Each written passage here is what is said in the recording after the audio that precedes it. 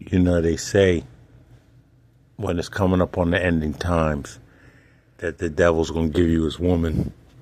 And I remember being, this was last year, so I was 50. And I was at Wawa in the parking lot. I got approached by these two girls.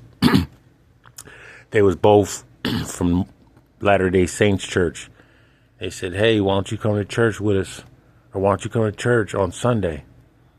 And naturally, I wasn't going. I don't have no interest in being a good Mormon or a good Jehovah's Witness or even a good Christian. I don't want to follow religion the way they've set it up over here. And white Jesus and stuff like that, I just can't. I don't want to.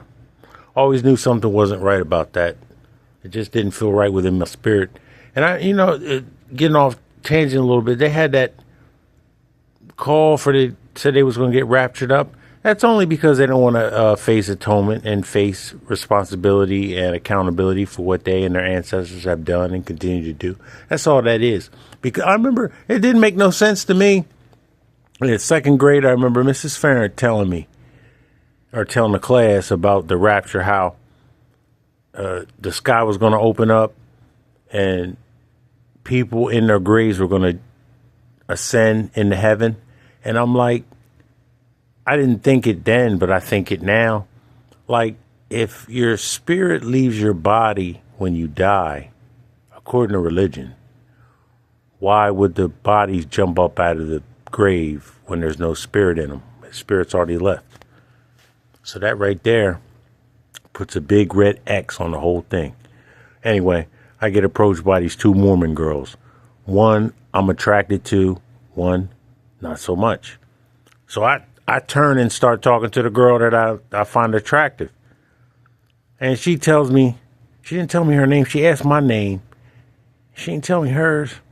I even dropped my last name and she ain't say nothing. I think she might have said first name, but I don't think because I remembered it.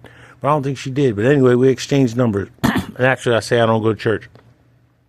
Get a text the next day. Hey, I didn't see you in church on Sunday. What happened? I was looking for you. That's what the attractive one, the one I found attractive, said it to me.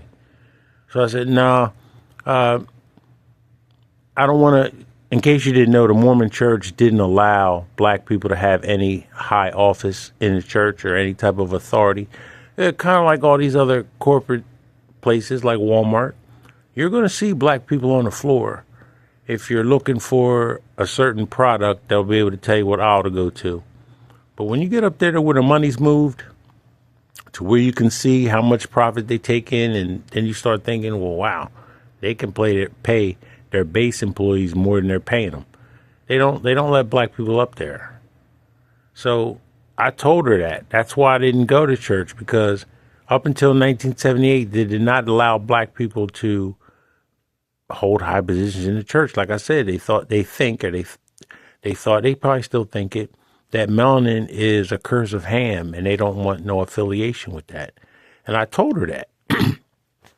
And she texted me back after that. She did a research and said, yeah, I knew about that. Or no, I found out about that. And, it's basically, she was like, that's messed up, but still come to church. And I was like, nah, because if they wanted to do something like that, they didn't, fool with black people till 1978, and I was born in 74.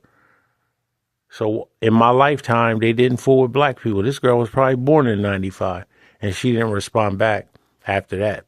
But, yeah, and you see what's going on. The Mormon church ain't no good. You see what's going on there, what went on in Michigan. See, I could have got burned down in that church, so there's another reason for me not to go.